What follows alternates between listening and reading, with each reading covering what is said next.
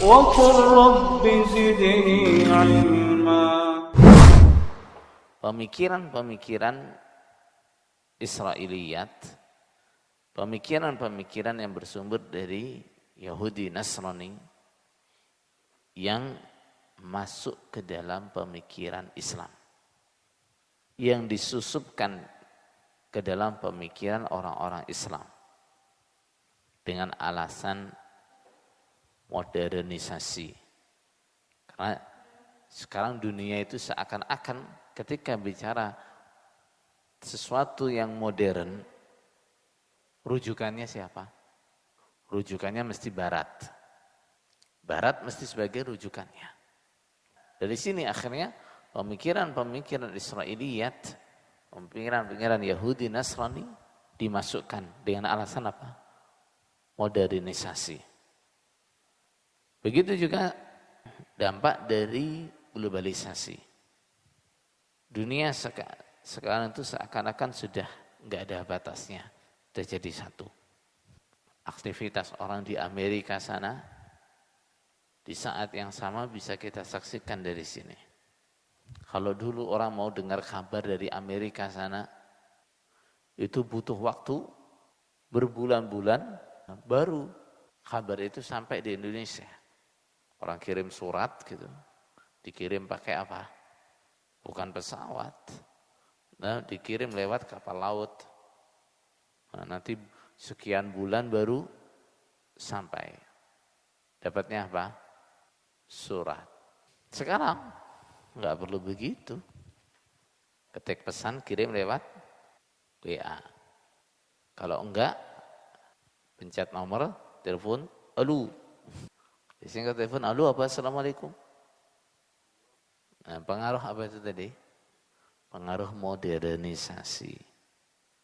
Orang Islam pun kalau telepon enggak Assalamualaikum, enggak ikut-ikutan alu. Bahkan enggak hanya suara. Video kan bisa video kan. Langsung lihat gambarnya yang di Amerika sana, bisa lihat gambarnya yang di sini. Kondisi seperti ini termasuk menjadi alasan celah masuknya pemikiran-pemikiran Israiliyat ke dalam pemikiran orang-orang Islam. Begitu juga adanya upaya untuk menahan laju perkembangan Islam, laju pengaruh Islam. Juga ini mendorong dimasukkannya pemikiran-pemikiran Israiliyat ke dalam orang-orang Islam. Nah, Syekh mengatakan kalau yang ini sama sekali enggak ada baiknya. Beda dengan Israiliyat yang berupa apa tadi? Cerita-cerita Israiliyat. Kadang benar, kadang ada yang benar. Kalau Quran hadis menunjukkan, menyaksikan bahwa itu benar. Tapi kalau pemikiran-pemikiran Israiliyat yang disusupkan ke dalam pemahaman Islam, ini betul-betul sesuatu yang enggak ada baiknya sama sekali. Betul-betul kerusakan.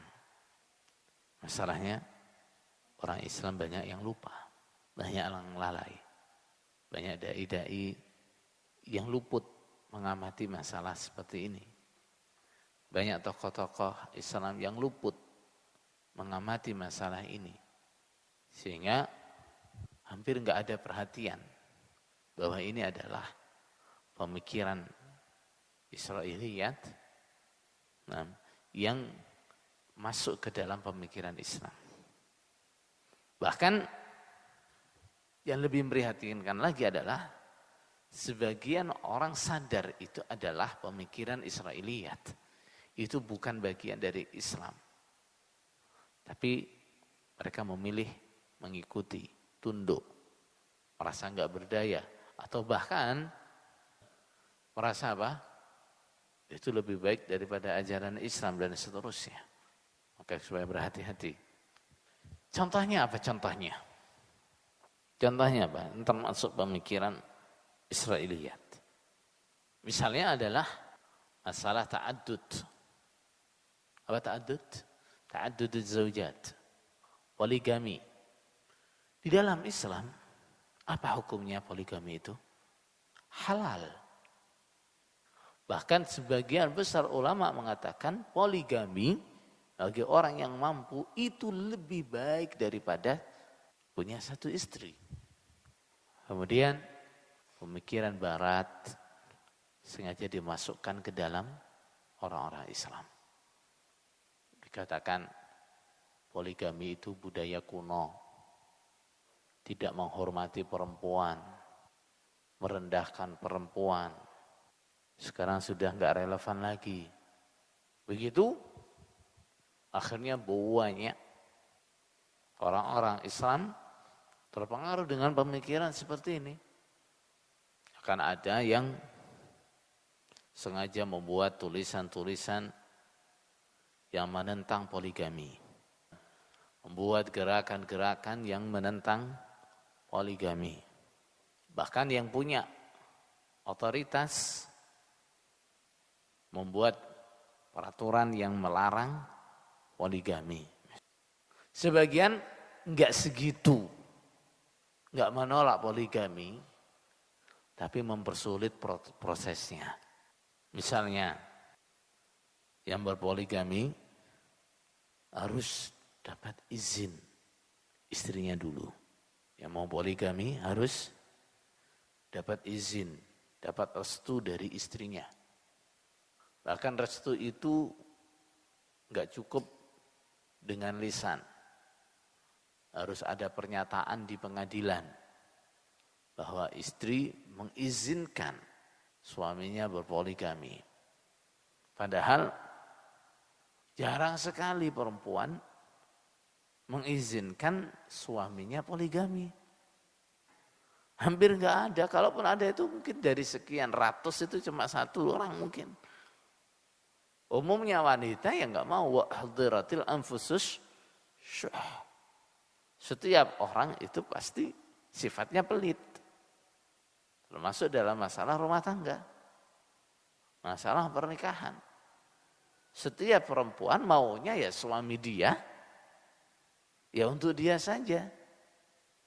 Setiap perempuan yang enggak mau berbagi suami, enggak mau.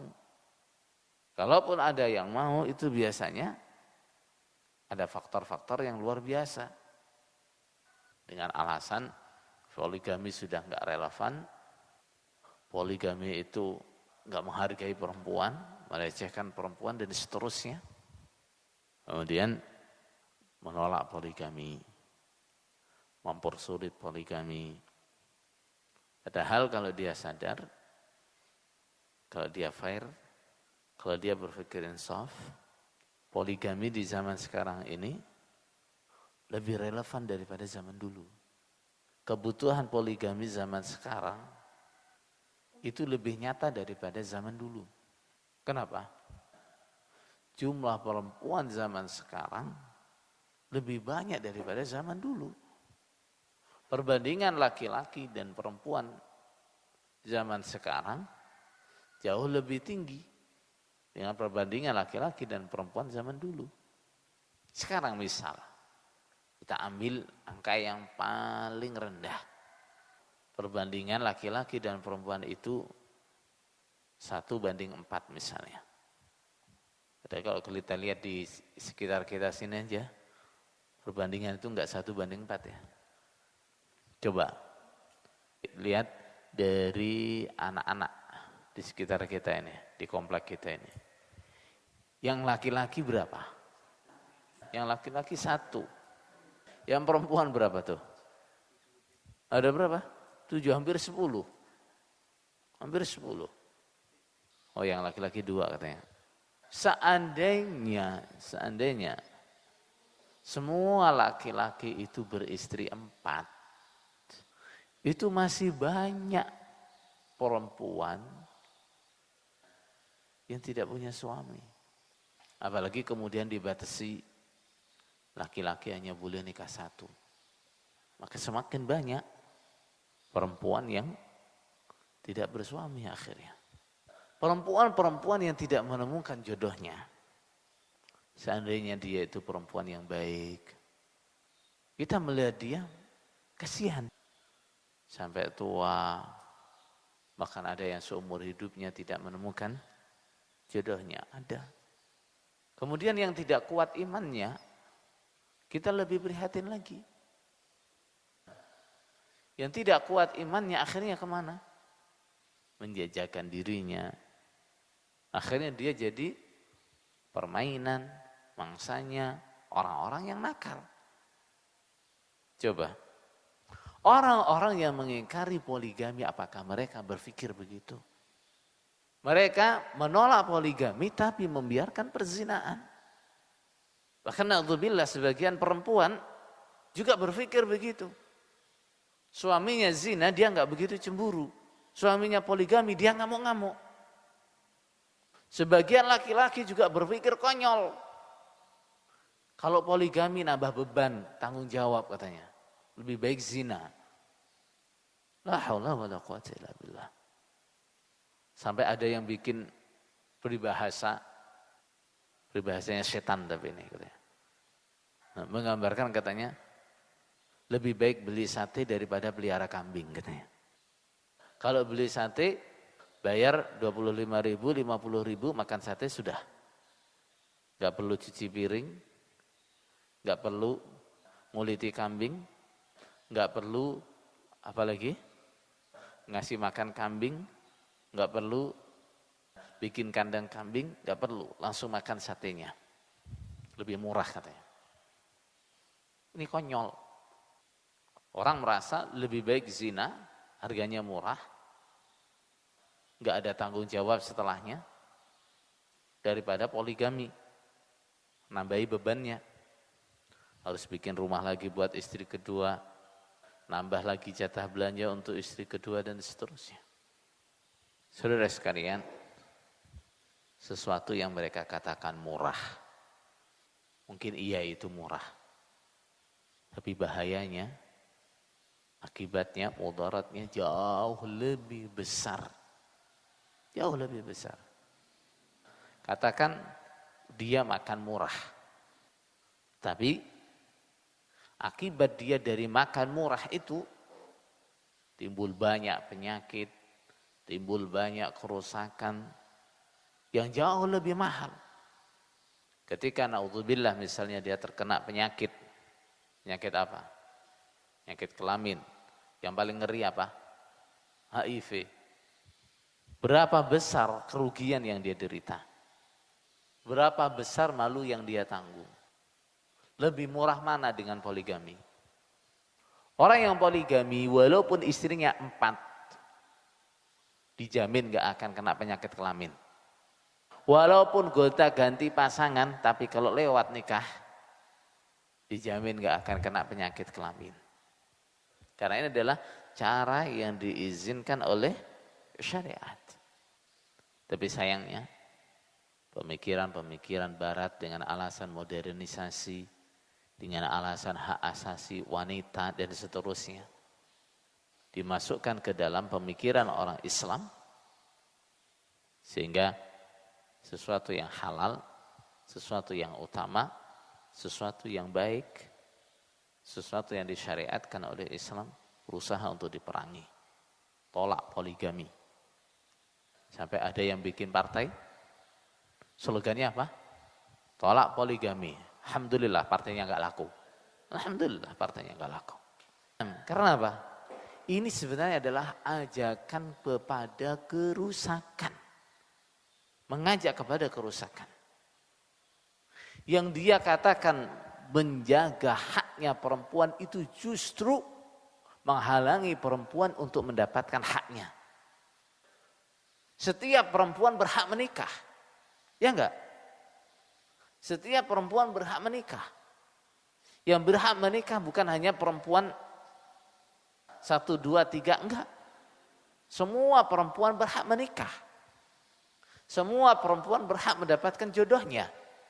Kemudian ketika dia batasi setiap laki-laki hanya boleh menikah 1, perempuan yang lain bagaimana? Bagaimana hak mereka? Apakah perempuan yang lain gak berhak menikah?